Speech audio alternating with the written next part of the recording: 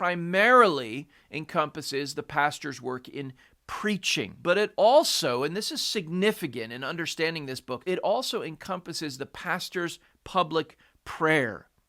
Here's what he writes, that he writes about the mind of the minister as he steps into the pulpit, both to preach and to pray. And he says this, in fact, the tone of devotion that is to pervade the whole congregation is closely connected with that which fills the preacher's heart as he enters the sacred desk. In other words, as a preacher approaches the pulpit, as a preacher thinks through his pulpit work of preaching and praying, so the congregation will be moved along by it. And because of that, Murphy spends a great deal of time talking about the pastor's prayer life before he enters the pulpit. Then he moves on to preaching, and he says this about preaching. The pastor has many other duties assigned to him by the ordination of God and the appointment of his church, but this is the chief of all. Preaching is the great task of the minister of the gospel.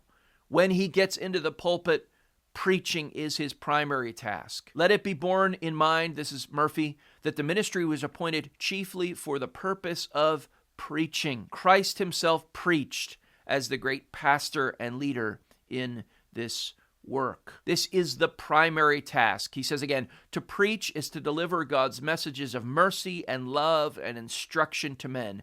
This is the essence, the sum, the substance of all true preaching. He says his primary task is to preach. Everything else in the life, studies, and other duties of his office should be made to center upon his most momentous work. The hour in the pulpit he should look upon as the harvest hour of the week.